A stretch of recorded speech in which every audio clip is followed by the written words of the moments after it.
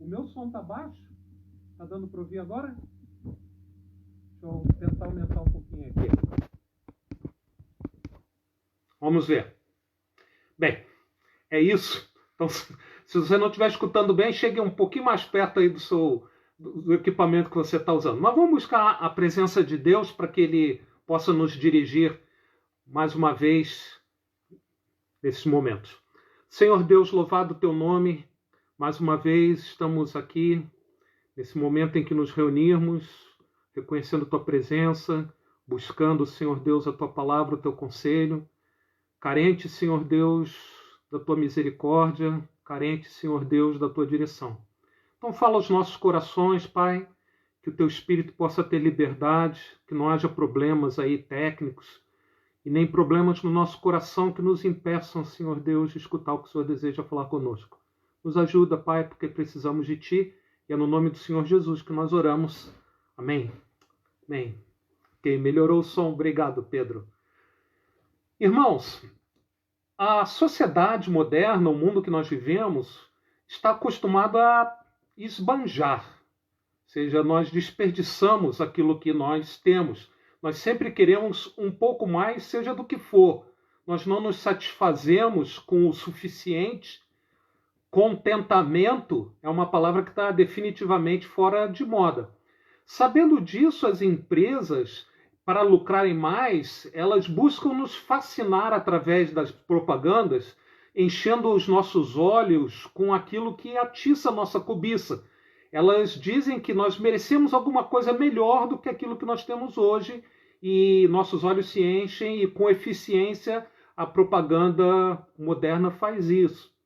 Em geral, nós não damos muito valor às coisas pequenas. Elas passam desapercebidas, quase que invisíveis.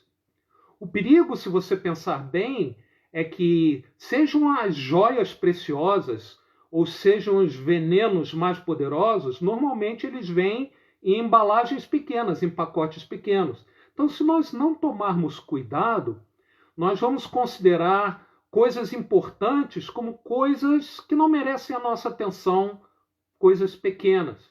E com isso nós podemos perder oportunidades ou podemos nos expor a perigos, como é o caso daquele veneno que faz um estrago tão grande. Às vezes essa busca de coisas que enchem os nossos olhos, como a gente falava da propaganda, parece essa busca ter uma certa virtude. Em particular, até mesmo na obra do Senhor, isso acontece. Nós queremos ver o poderoso agir de Deus, nós cantamos e queremos ver o mar vermelho abrir, e vamos ser sinceros, talvez até seja o nosso desejo ser aquele que vai brandir a vara como Moisés brandiu ali quando o mar vermelho abriu, né?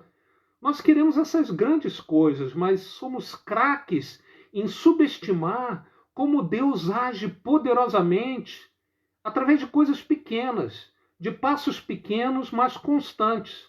Assim como uma goteira pode trincar, quebrar uma pedra, uma rocha, assim nós muitas vezes não nos apercebemos que Deus usa as coisas pequenas para fazer grandes coisas na vida. A Bíblia nos adverte que nós não devemos desprezar as coisas pequenas, sejam essas coisas pequenas boas, sejam essas coisas pequenas perigosas, prejudiciais mais. Hoje à noite nós vamos falar sobre coisas pequenas que são preciosas, tesouros de grande valor, tesouros que podem passar desapercebidos se você não tomar cuidado.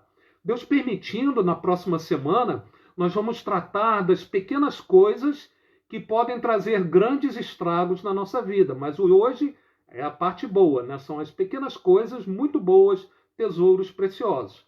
Mas antes de nós buscarmos pensar juntos sobre isso, eu gostaria de fazer uma advertência, né?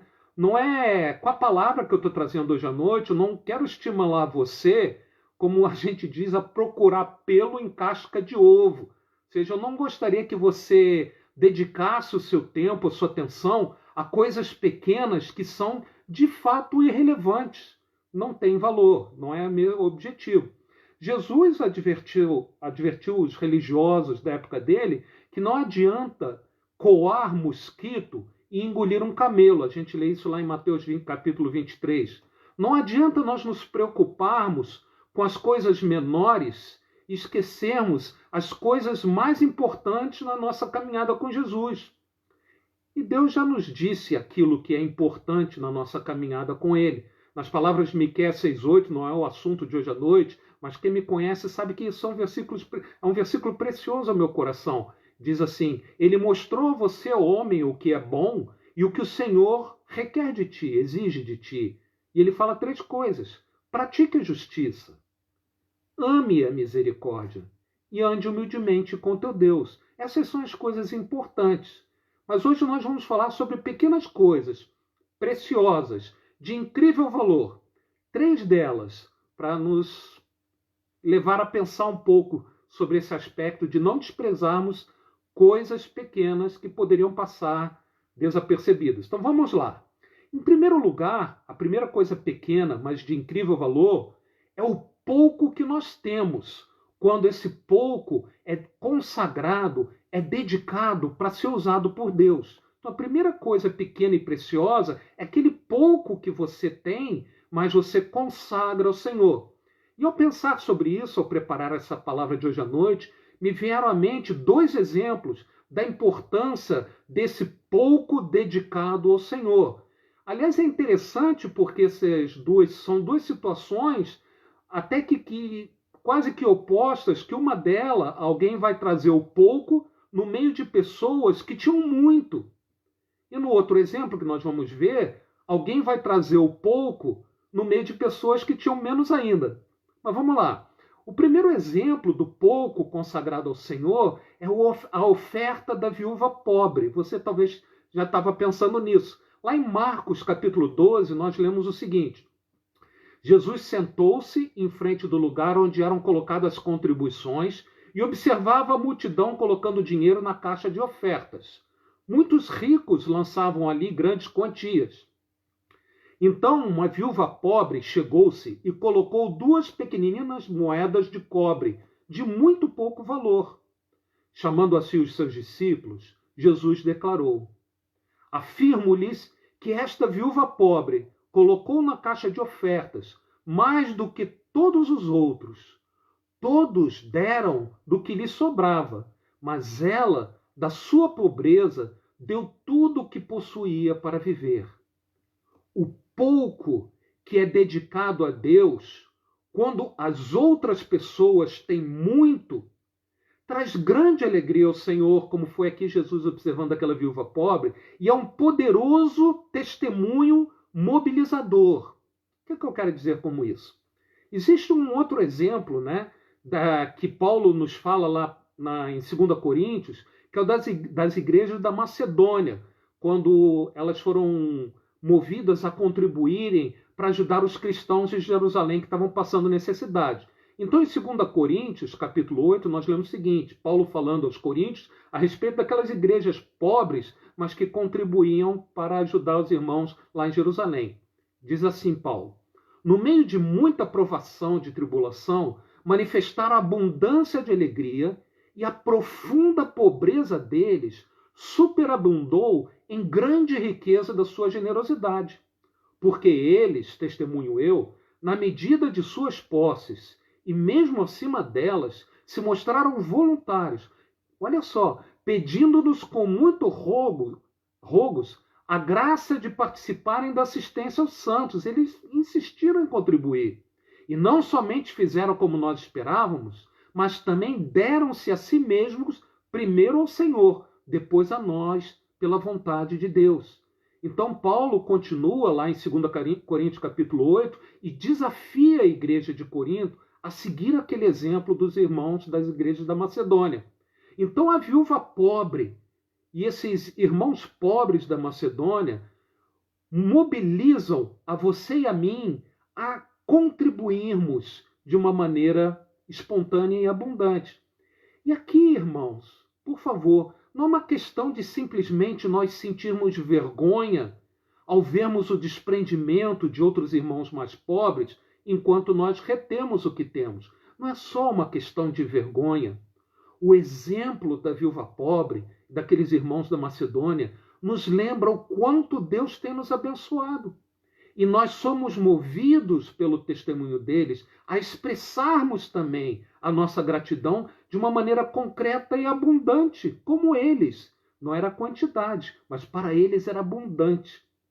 Então, o primeiro exemplo de contribuição é quando os outros em volta têm mais do que nós temos. Nós vemos que isso traz alegria ao coração do Senhor Jesus e mobiliza aos demais a contribuírem por gratidão, não apenas por vergonha também. O segundo exemplo da importância de contribuirmos, dedicarmos talvez o pouco que nós temos, está no relato dos 5 pães e 2 peixinhos. Lembra da multiplicação? Lá em João 6, eu sei que eu estou correndo, né? A gente tem pouco tempo, então a gente lê, fica gravado, talvez depois você possa revisitar essas passagens e pensar um pouco melhor sobre elas. Né? Em João capítulo 6, nos versículos 5 a 13, nós lemos o seguinte. É a multiplicação dos pães e dos peixes. Né? Levantando os olhos e vendo uma grande multidão que se aproximava, Jesus disse a Filipe, onde compraremos pão para esse povo comer? Fez essa pergunta apenas para pô-lo à prova, pois já tinha em mente o que ia fazer. Filipe lhe respondeu, 200 denários, ou seja, 200 diárias de trabalhador, 200 denários não comprariam pão suficiente para que cada um recebesse um pedaço. Outro discípulo, André, irmão de Simão Pedro, tomou a palavra. André, nós estudamos sobre ele no começo do ano, estamos falando dos apóstolos. Então André chegou e falou, aqui está um rapaz com 5 pães de cevada e 2 peixinhos. Mas o que é isso para tanta gente? O pouco. Disse Jesus, mandem o povo assentar-se. Eram cerca de 5.000 homens. Jesus tomou os pães, deu graças, os repartiu entre os que estavam assentados, tanto quanto queriam. Não foi... Foi bem farto, né? A refeição. E fez o mesmo com os peixes. Depois que todos receberam o suficiente para comer, disse a seus discípulos, ajuntem os pedaços que sobraram, que nada seja desperdiçado. Então eles ajuntaram e encheram 12 cestos com os pedaços dos 5 pães de cevadas deixados por aqueles que tinham comido. Olha que interessante. O pouco que é dedicado a Deus, quando outros não têm nada, diferente da viúva, né? O pouco que é dedicado a Deus, quando os outros não têm nada, faz com que grandes instrumentos venham de lugares inusitados, inesperados. Deus levanta instrumentos inesperados usando o pouco no meio da falta generalizada. No caso aqui, um rapaz perdido na multidão daquelas pessoas que estavam ouvindo Jesus, com um lanche modesto. Ele foi usado para alimentar milhares. Milhares. E eu não creio que ele foi obrigado a dar o seu lanche. Havia a prontidão dele disponibilizar aqueles 5 pães e 2 peixes para Jesus. A virtude, irmão, não está naquilo que nós trazemos para Deus, seja pouco, seja muito, mas no poder de Deus a utilizar o que nós dedicamos para a glória dele.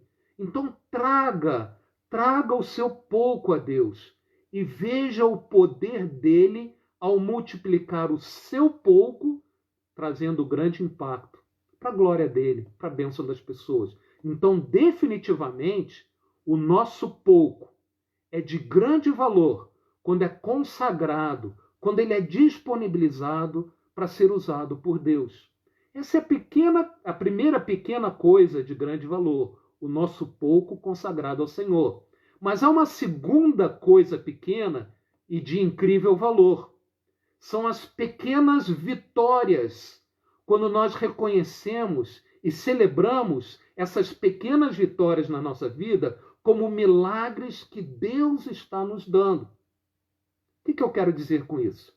Todos nós conhecemos a história de José no Egito.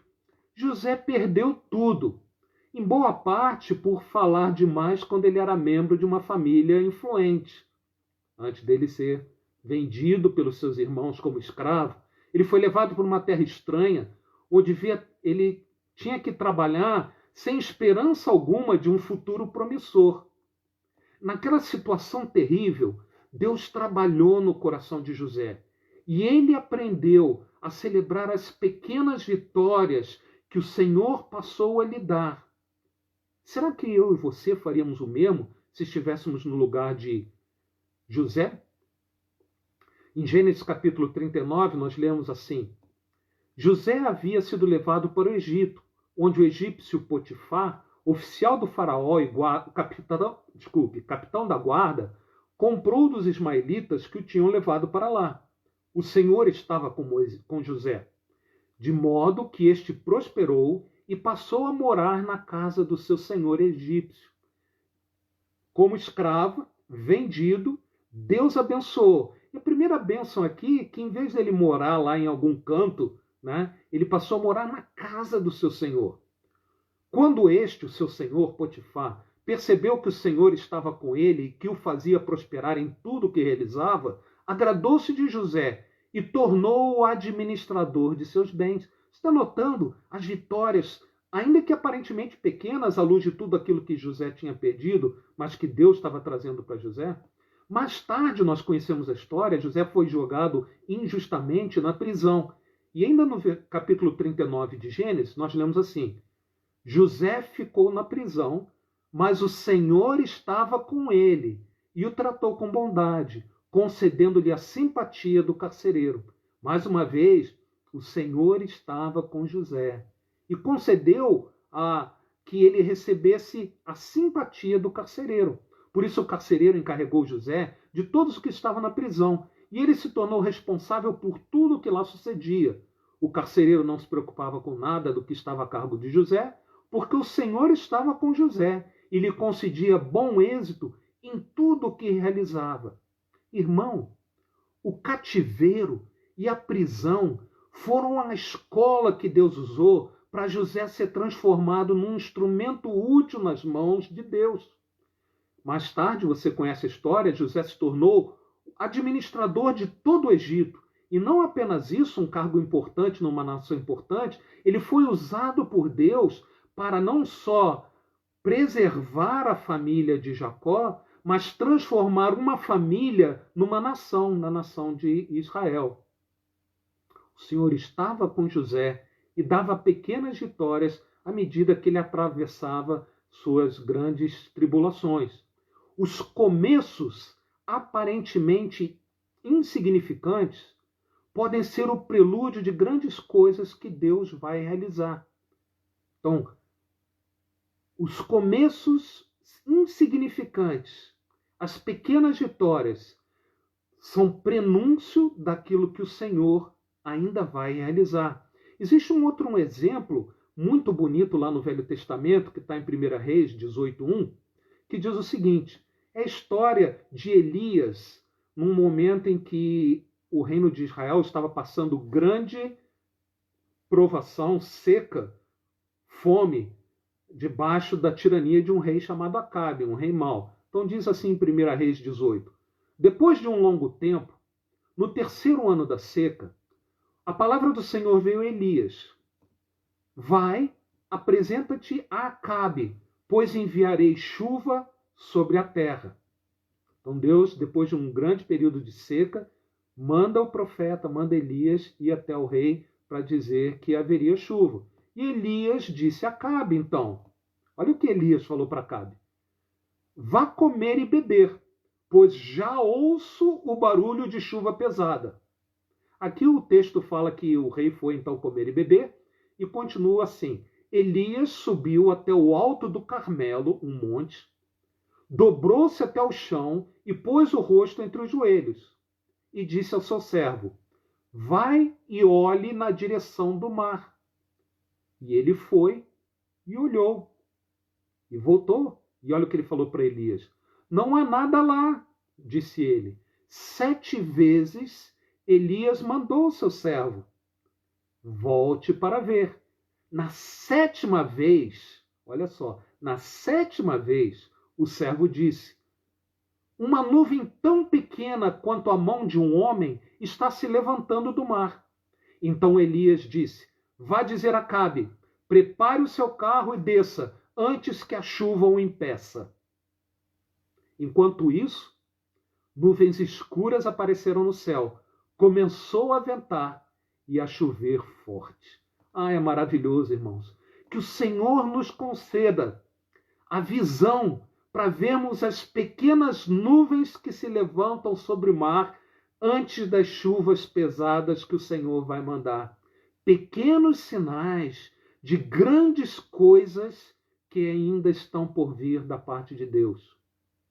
Uma outra passagem, se a gente tivesse tempo, lá em Zacarias, capítulo 4, falando da reconstrução do templo na volta do cativeiro do povo do sul, do Reino do Sul. Ao voltar, eles reconstroem o templo, e aquele templo reconstruído ali por Zorobabel era tido como coisa pequena aos olhos de muitos, comparado ao templo anterior que tinha sido destruído de Salomão.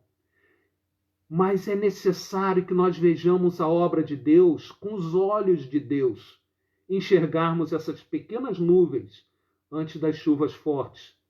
Grandes plantações começam com sementes pequenas que são plantadas.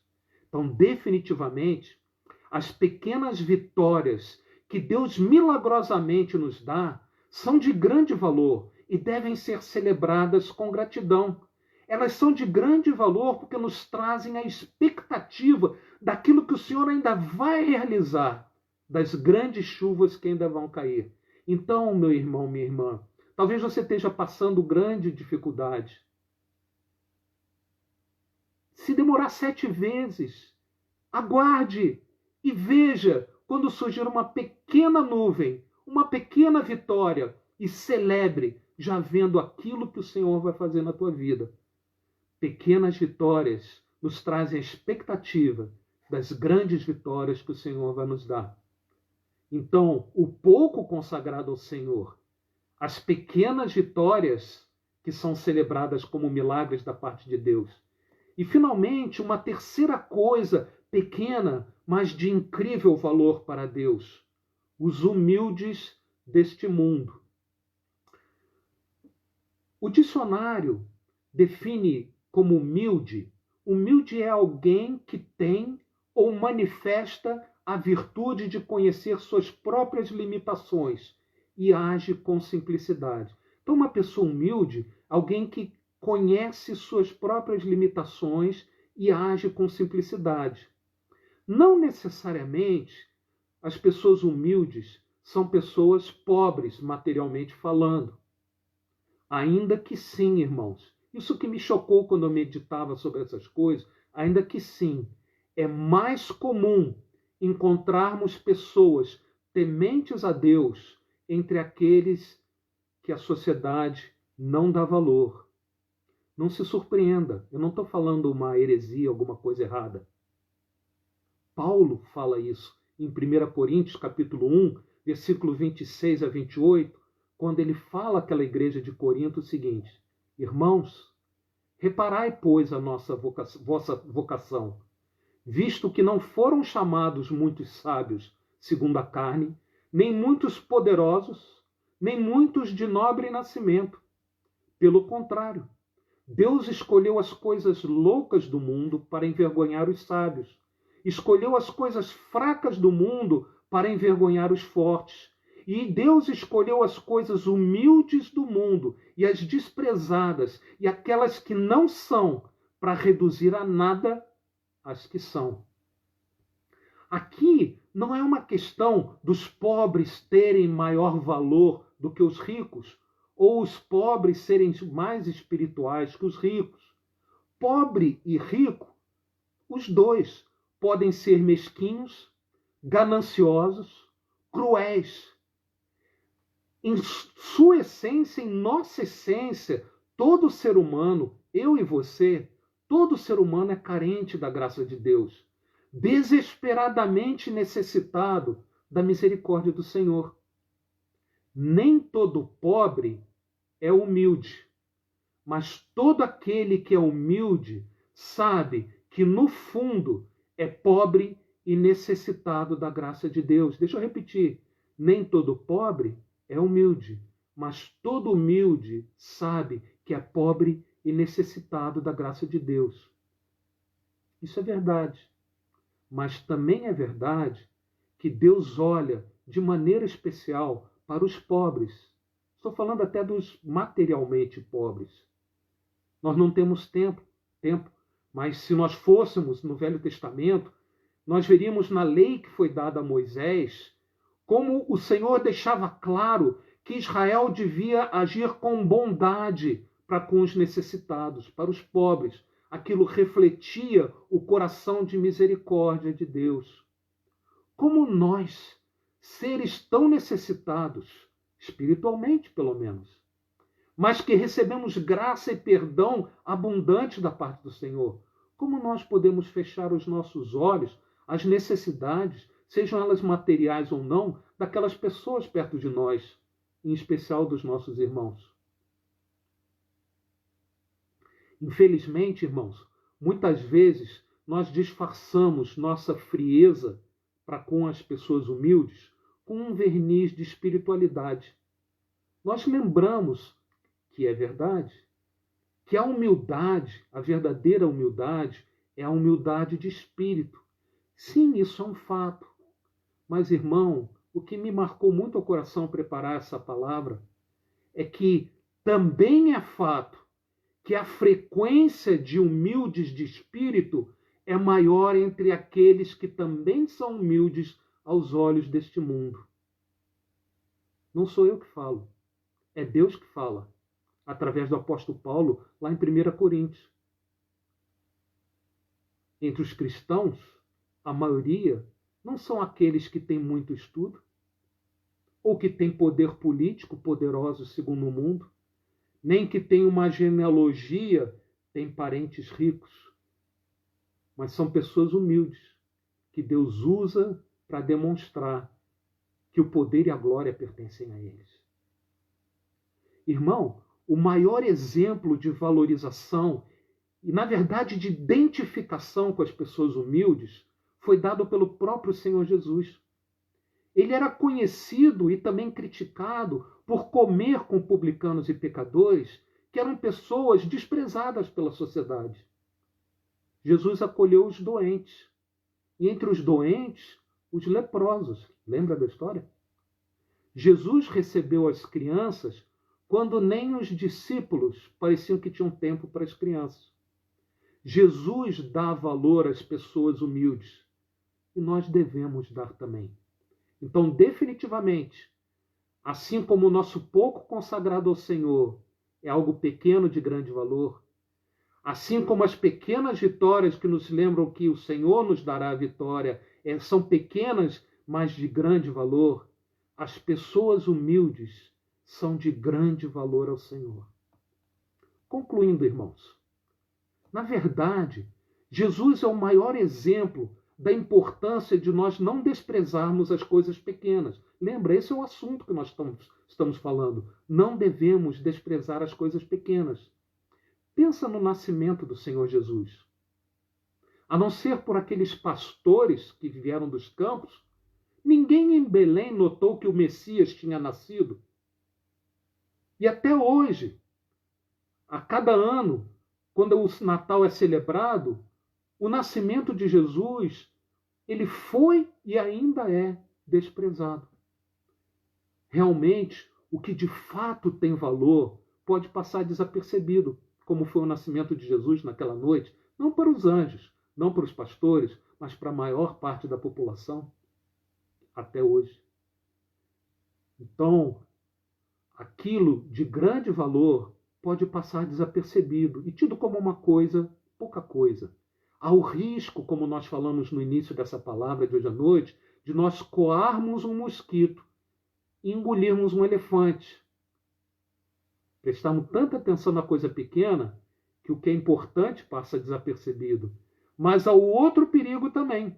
O perigo de ficarmos tão fascinados com os elefantes que nós não damos atenção ao mosquito, que às vezes pode transmitir uma grande doença, uma doença perigosa, ou, como a gente tem falado das boas coisas, há um pequeno diamante precioso que pode passar desapercebido enquanto nós ficamos olhando para o elefante que passa perto de nós. Nós podemos ficar preocupados demais com coisas que enchem os nossos olhos. É o que as empresas querem nas suas propagandas. Mas a gente pode ficar tão preocupado com essas coisas que enchem os nossos olhos que nós não damos valor para aquilo que realmente tem valor para Deus. Então, meu irmão, minha irmã, que bênção é nós consagrarmos o nosso pouco para Deus, que multiplica o nosso pouco pelo seu poder.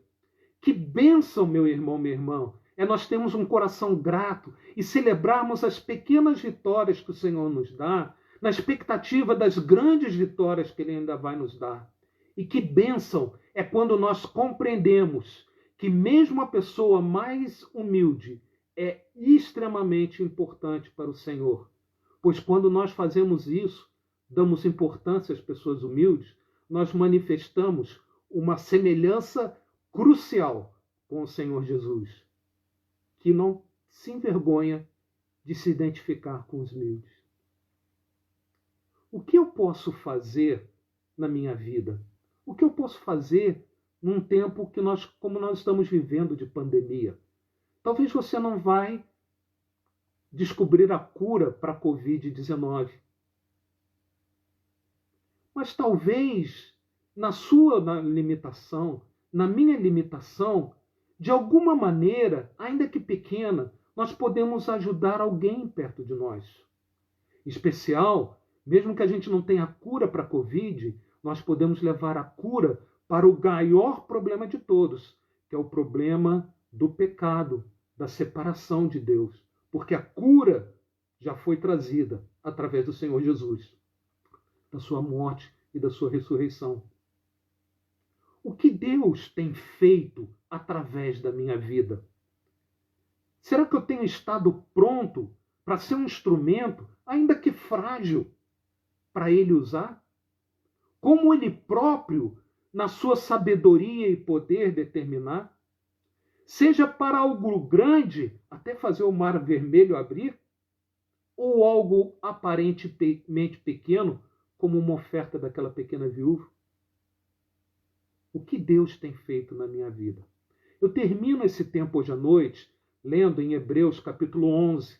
Nós conhecemos a passagem que é conhecida como Galeria da Fé, uma série de exemplos de pessoas que foram virtuosas na fé na sua vida. Então, depois de falar das obras da fé, de muitos personagens famosos do Velho Testamento, o autor continua a escrever sobre outras pessoas menos conhecidas. Diz lá do versículo 35 a 39. Houve mulheres que pela ressurreição tiveram de volta os seus mortos. Alguns foram torturados e recusaram ser libertados para poderem alcançar uma ressurreição superior. Outros enfrentaram zombaria e açoites, desprezados. Outros ainda foram acorrentados e colocados na prisão, como José, apedrejados, cerrados ao meio, postos à prova, mortos ao fio de espada.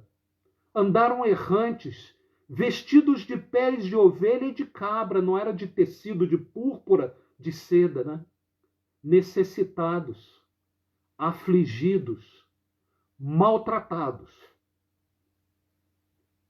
Mas o autor continua: o mundo não era digno deles.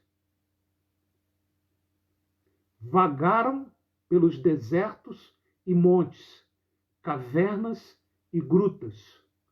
Todos estes, que não são listados pelo nome, mas que Deus conhece bem, todos estes receberam bom testemunho por meio da fé. Então, meu irmão, minha irmã, as coisas pequenas, muitas vezes desprezadas e esquecidas, podem ser de grande valor aos olhos de Deus. Que Deus nos ajude a enxergar como Ele enxerga. Vamos orar? Senhor, ao terminarmos esse nosso tempo aqui meditando nessas coisas tão importantes, pedimos a Tua ajuda, Senhor, para que nós possamos dar valor àquilo que o Senhor dá valor, a enxergarmos como o Senhor enxerga. Senhor, a trazermos, mesmo que seja o nosso pouco, e dedicarmos ao Senhor, que pode transformar em bênção para muitos. A celebrarmos essas vitórias, ainda que pequenas, mas que vem do Senhor como milagres nas nossas vidas e nos enche de esperança para aquilo que o Senhor ainda vai fazer. Nos ajuda, Senhor, a amarmos as pessoas, mesmo as mais humildes, como o Senhor as ama, como o Senhor as ama, Senhor Deus. Opera essas coisas nas nossas vidas, a começar pela minha própria, Senhor. Nós pedimos, no nome do Senhor Jesus. Amém. Amém. Irmãos, aproveite o tempo que você tem e veja as grandes e as pequenas coisas que o Senhor vai fazer nas nossas vidas. Mas não esquece, se você está planejando ir no culto, de fazer a sua inscrição ainda hoje, porque o prazo é hoje. Deus abençoe e nos guarde pela sua misericórdia e pelo seu poder. Amém.